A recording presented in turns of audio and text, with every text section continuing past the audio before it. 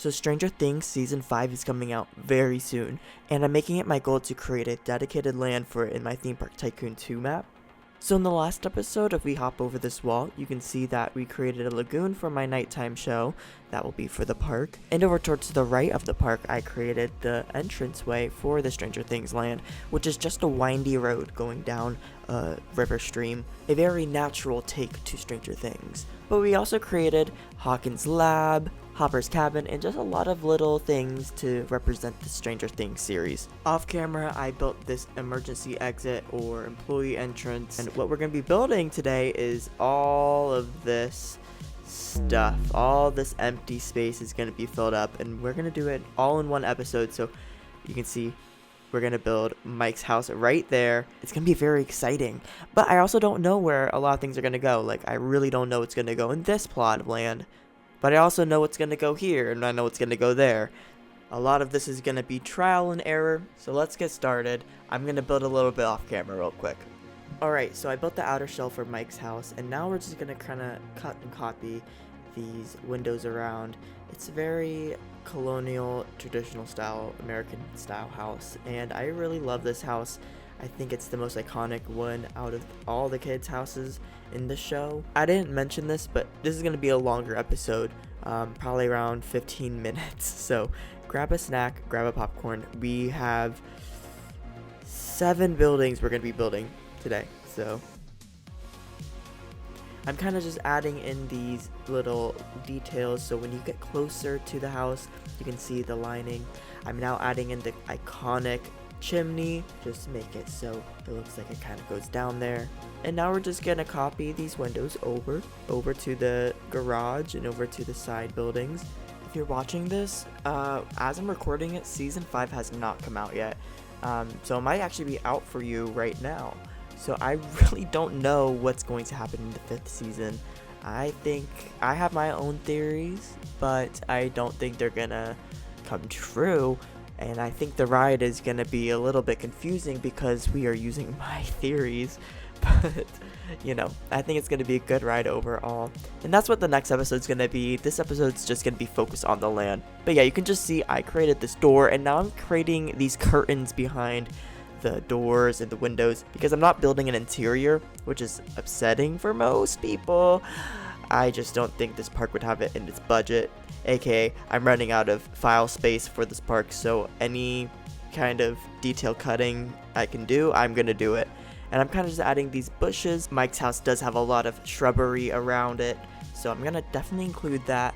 And you can kind of see the sidewalk you walk up to take your picture.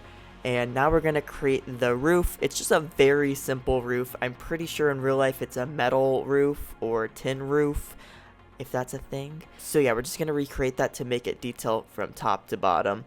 And here we go. Here is the final look at Mike's house, and here's what it looks like when we're kind of going down, what it kind of will look like if you're in a guest perspective. But now what we're going to do is create the welcome center in the main Hawkins area, and you can kind of see here I created a little bit of a layout. Next up, we're actually going to be building the welcome center from Stranger Things. It's the next big building on our list, and I'm super excited about it because it's one of the largest and most detailed parts of the park. It actually took me about 2 days to put it together, and the first big step was creating the main bell tower structure. At least I think it was a bell tower. I'd sincerely appreciate it if you subscribe to the channel. I put a lot of love and effort into these creative videos, and if you're into theme parks and immersive design, I think you'll really enjoy sticking around. And I don't think you can tell by the difference in audio from the beginning of this video to now, but I'm in a totally new setting and new job, so there's been at least a 2-month time gap since I've last recorded a video. Now, as some of you might know, there's been a little bit of real life Roblox related drama going on lately, and that's why I stepped away. And talking about it is kind of making me nervous for my account on Roblox, as there is history of them taking action against people talking about this drama. But the good news is that my plan is to finish these little projects I've had in my mind for this park, and then maybe start something fresh. So if you're curious about where all this is going, definitely hit subscribe, give the video a like, and feel free to follow me on TikTok as well. A lot of you have actually found me through TikTok, and it's been a great way to connect with you all on there. But as I'm recording this right now, the whole Stranger Things land is done. The Hawkins lab ride is semi-done. There's just a few more scenes that need to get done. But the bad news is that I lost all of my onboard audio soundtrack that I made that is timed to the ride. So I know what songs are going to go in it.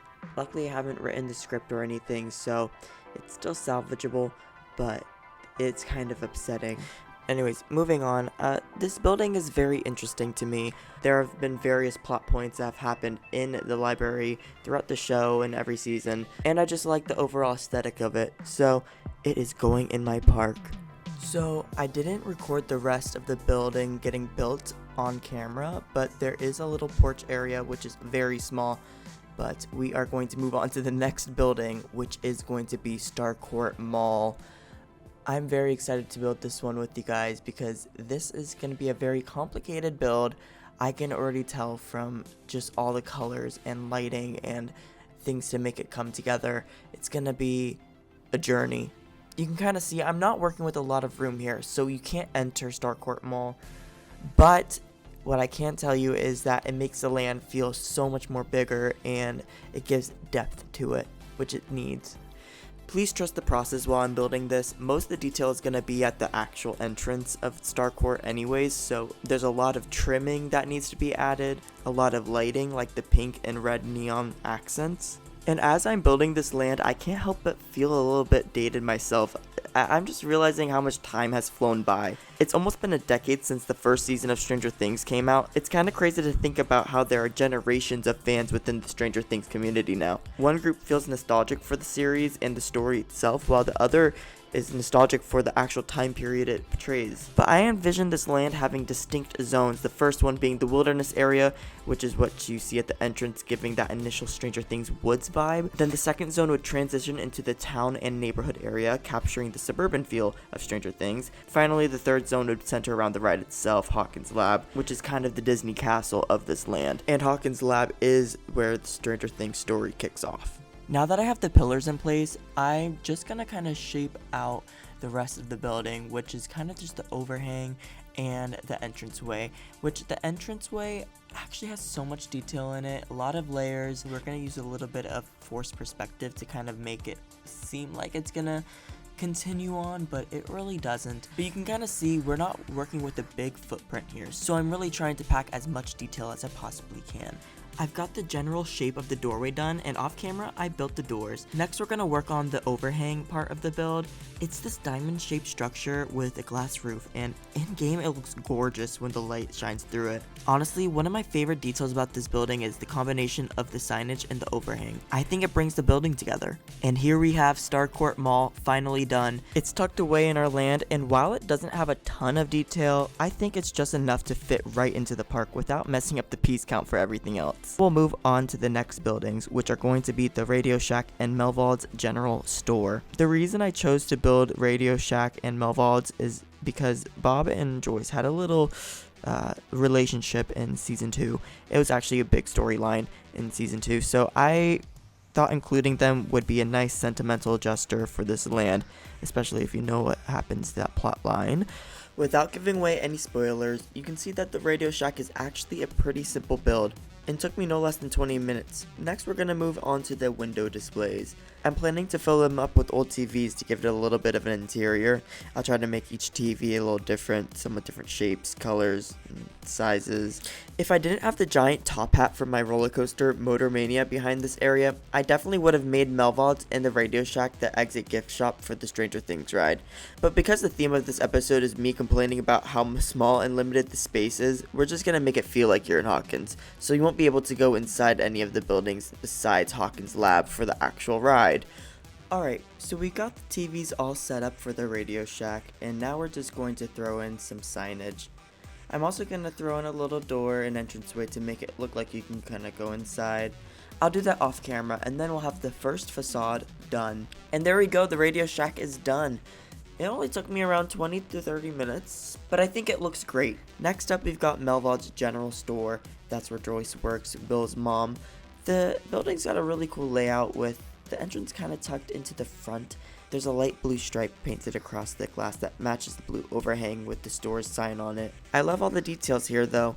The stonework, the small outlets along the wall, it gives that classic nostalgic Americana feel. And for Melvalds, we're actually going to do an interior this time because I've got a fun little Easter egg planned.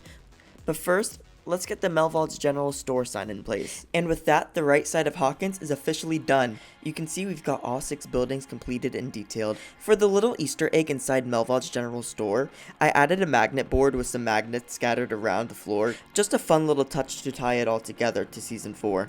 Speaking of tying things together, I finally figured out what I want to build on this plot of land, and that's gonna be a Benny's Burger from the first season of Stranger Things. I think it's the perfect choice for the first building you come across. It's a real interactive spot where guests can get up close, take pictures, and really feel like they're in Hawkins. The building itself is pretty simple, but that's what makes it great. It actually showed up in Season 4 as a set piece, which ties everything together nicely. I'm turning this into a quick service restaurant, so you'll be able to line up, place your order, and then hang out in Hawkins while enjoying a classic Benny burger. For the menu at Benny's, I'm actually going to make it completely custom. One thing I definitely want to serve is an upside down burger, complete with some special upside down sauce to match the theme. Employees would actually enter Benny's through the front door. There's no back entrance, which kind of makes it a weird setup for a building like this, but to be honest, I think it makes it a little bit homier. We're just gonna add the finishing touches as always, like the windows and the sign that will hold up Benny's Burgers logo. You can see I built a bit of an interior off camera, and I'll also be adding the sign off camera as well. And there we have it, Benny's Burgers, Mike Wheeler's house, Starcourt Mall, Hawkins Public Library, the Radio Shack, Melvalds General Store, and Hopper's Cabin are in my Theme Park Tycoon 2 theme park. Don't worry, we still have an entire ride to build, and that will be in the next episode, but I'm super happy we've gotten this far.